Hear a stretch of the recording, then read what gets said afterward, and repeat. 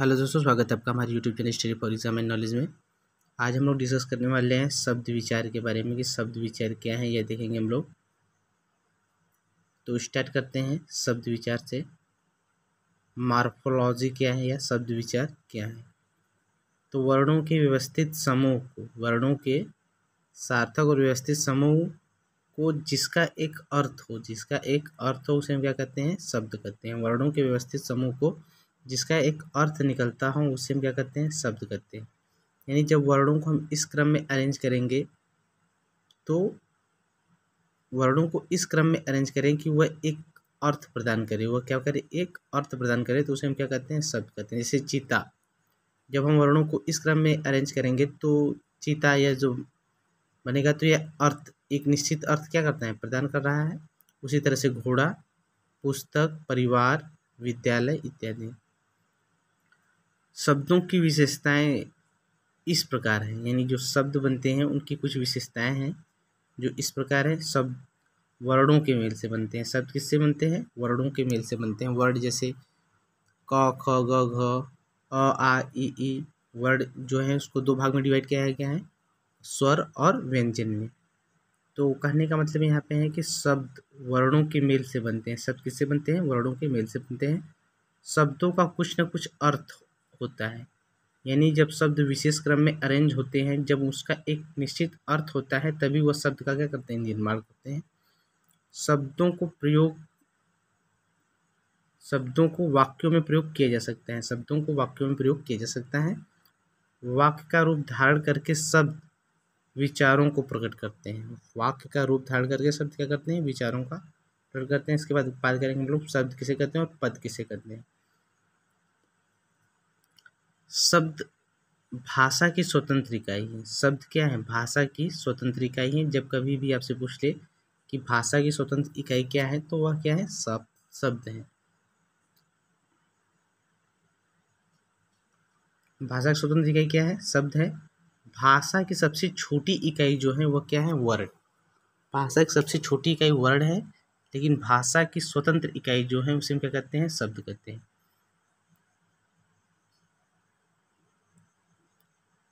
भाषा की स्वतंत्र इकाई क्या है, शब्द है। जबकि पद की बात करें, पद व्याकरण के नियमों से बंधा हुआ अपूर्ण वाक्य है। पद क्या होता है, व्याकरण के नियमों से बंधा हुआ अपूर्ण वाक्य होता है। इसमें क्रिया नहीं होती। इसमें क्या होती है, क्रिया नहीं होती है। अतः जो शब्द व्याकरण के नियमों से बंधकर प्रयुक्त होता है उसे हम पद कहते हैं।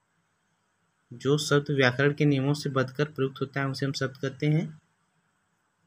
और पद में क्रिया नहीं होती। पद में क्रिया नहीं होती। शब्दों का वर्गीकरण का आधार, जब शब्दों का वर्गीकरण है, शब्दों का वर्गीकरण 4 आधारों पर किया गया है।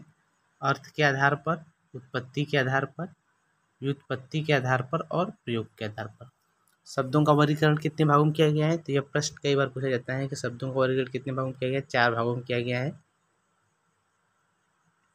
एक पहला अर्थ के आधार पर, दूसरा उत्पत्ति के आधार पर, तीसरा व्युत्पत्ति के आधार पर और चौथा प्रयोग के आधार पर। तो सबसे पहले हम लोग बात करेंगे अर्थ के आधार पर। अर्थ के आधार पर शब्द दो प्रकार के होते हैं, एक सार्थक शब्द होता है, दूसरा निरर्थक शब्द होता है।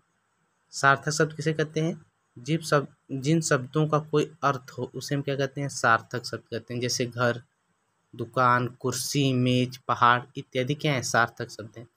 सार्थक शब्द 4 प्रकार के होते हैं, समानार्थी या पर्यायवाची शब्द, विलोम शब्द, एकार्थी शब्द या अनेकार्थी शब्द। समानार्थी शब्द किसे कहते हैं, जिन शब्दों का अर्थ आपस में समान हो उसे हम समानार्थी शब्द कहते हैं।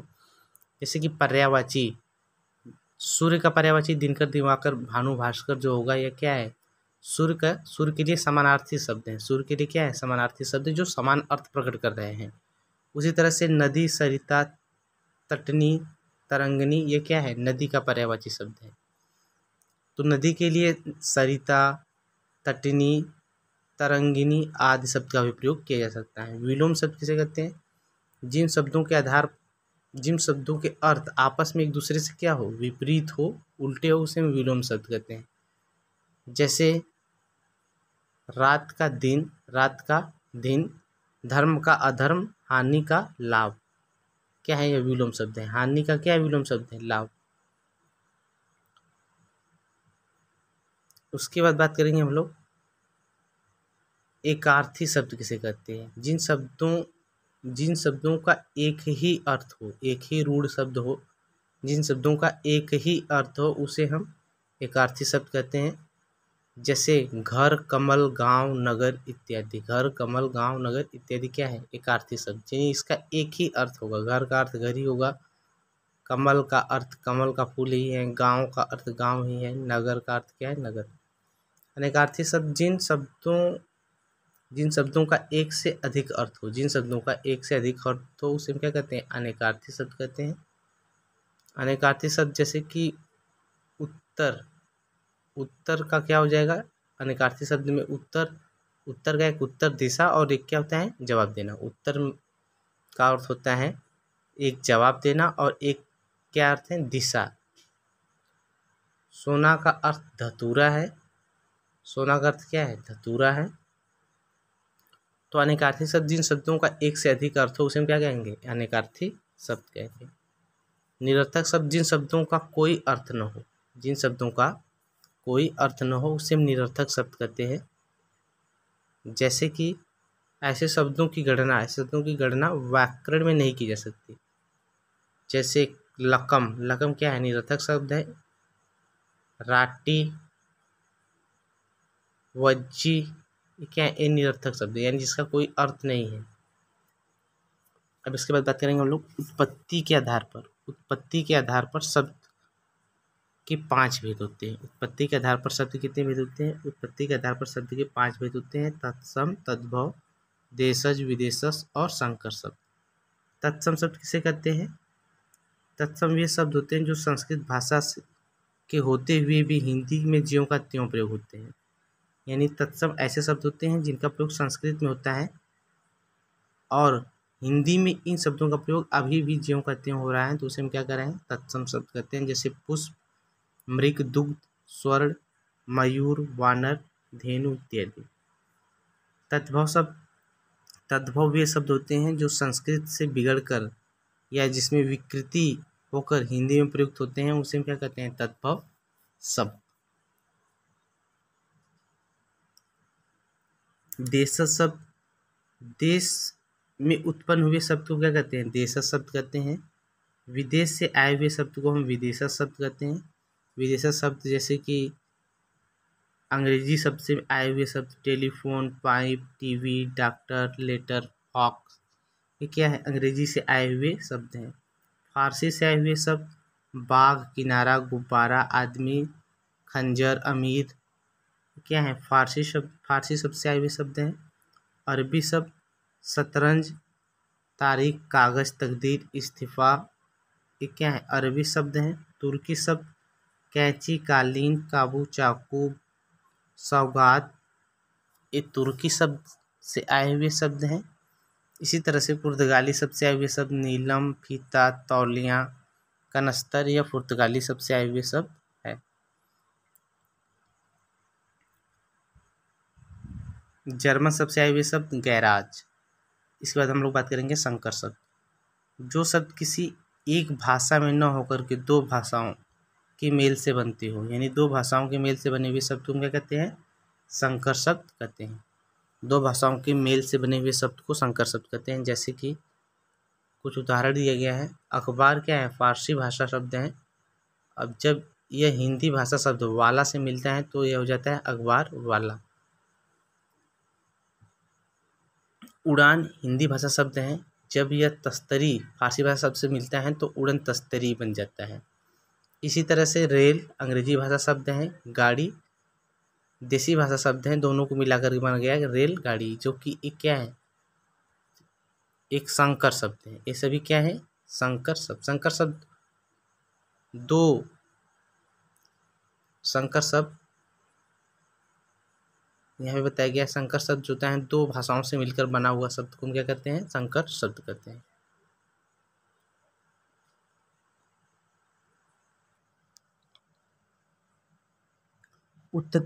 उत्पत्ति के आधार पर शब्दों को दो भागों में डिवाइड किया गया है। एक होता है रूढ़ शब्द, दूसरा यौगिक शब्द। रूढ़ शब्द ऐसे शब्द होते हैं जिनके सार्थक टुकड़े नहीं किए जा सकते, उसे हम क्या कहते हैं? रूढ़ शब्द। जैसे घर, घोड़ा, गाड़ी, रोटी, दाल इत्यादि क्या है? यह रूढ़ शब्द है। यानी घर को जब हम अलग करेंगे, घ और र बदलेंगे तो इसका कोई अर्थ नहीं निकलेगा। तो ऐसे शब्द जिनका सार्थक टुकड़ा न किया जा सके उसे क्या कहते हैं हम? रूढ़ शब्द। यौगिक शब्द ऐसे शब्द होते हैं जो दो सार्थक शब्दों से मिलकर बने होते हैं, उसे हम क्या कहते हैं? यौगिक शब्द। जैसे पुस्तक और आलय से मिलकर बना हुआ है पुस्तकालय। पाठशाला, पाठ और शाला से मिलकर बना हुआ है पाठशाला। रसोई घर, रसोई और घर से मिलकर बना हुआ है शब्द। यानी यौगिक ऐसे शब्द होते हैं जो दो सार्थक शब्दों से मिलकर बने होते हैं।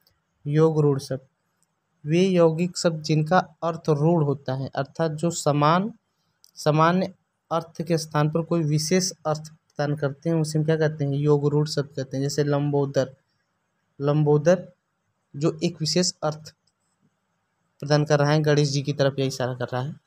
लंबा है उदर जिसका, लंबोदर लंबा है उदर जिसका, यह गणेश जी की तरफ संकेत कर रहा है। नीलकंठ, नील है कंठ जिसका अर्थ हुआ शिवाजी। यानी योग रूढ़ शब्द ऐसे शब्द होते हैं जो योग रूढ़ शब्द वे यौगिक शब्द जिनका अर्थ रूढ़ होता है, अर्थात जो समान अर्थ के स्थान पर कोई दूसरा अर्थ प्रदान करते हैं, उसे हम योग रूढ़ शब्द कहते हैं। जैसे कि दशानन, दस है आनंद यानी मुख्य चीज के, उसे हम क्या कहते हैं? दशानन। प्रयोग के आधार पर देखेंगे, प्रयोग के आधार पर शब्द जो होते हैं इसको दो भागों में डिवाइड किया गया है, विकारी शब्द और अविकारी शब्द। विकारी शब्द जिन शब्दों में लिंग, वचन, कारक, पुरुष, काल के कारण परिवर्तन या विकार उत्पन्न हो जाए उसे हम क्या कहेंगे? विकारी शब्द कहेंगे। जैसे संज्ञा, छात्र का क्या हो सकता है? छात्रा। यह लिंग के आधार पर बदल जा सकता है, छात्र का क्या हो जाएगा? छात्रा हो जाएगा। उसी तरह सर्वनाम, मैं का मेरा या मुझे, मैं का मेरा या मुझे, मैं का मेरा भी हो सकता है और मुझे भी हो सकता है। यहाँ बताया गया विकारी शब्द किसे कहते हैं? जिन शब्दों में लिंग, वचन, कारक, पुरुष, काल के कारण परिवर्तन या विकार उत्पन्न हो सके उसी को हम क्या कहते हैं? विकारी शब्द। तो यहाँ सर्वनाम जो है मैं के स्थान पर मेरा भी हो सकता है, मुझे भी हो सकता है। तू के स्थान पर तेरा, तुझे, ये, यह यह का प्रयोग करें या फिर ए का प्रयोग करें, वह का या वे का, यह के स्थान पर ए का भी प्रयोग किया जा सकता है।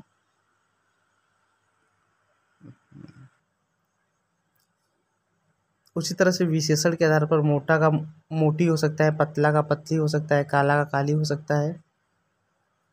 क्रिया के आधार पर जाता का जाति हो सकता है, जाएंगे का जाऊंगा हो सकता है।